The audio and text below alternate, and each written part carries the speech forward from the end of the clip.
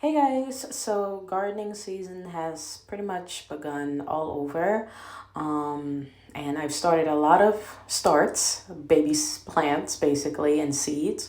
And I've seen a lot of people doing soil blocking for the last 2, 3 years. I've seen it and I wanted to try it, but I just did not want to invest in one of those soil blocking gadgets. So, I figured out something to make. So, what you're going to need is a spice bottle like this, one that has a sifting top, preferably that like look gets a little bit more narrow on the top. If not, find another bottle that has a sifter that can fall into the bottle like this.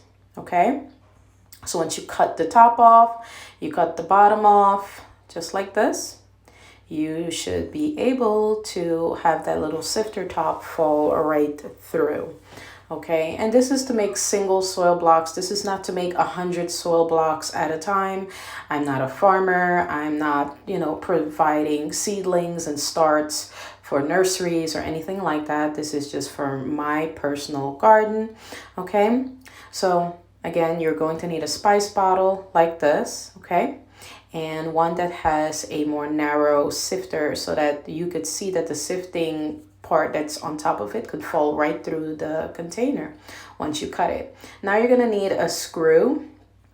You can use a screw with a washer if you have one. This is the screw that I have, but it fits in perfectly. I screw it in just a bit just so that I can get the little hole in the center of my soil block so I could put my seeds. The soil that I'm using right now is the dollar store expanding soil growing medium. It really doesn't have any nutrients in it, so you will have to add your nutrients just so you know.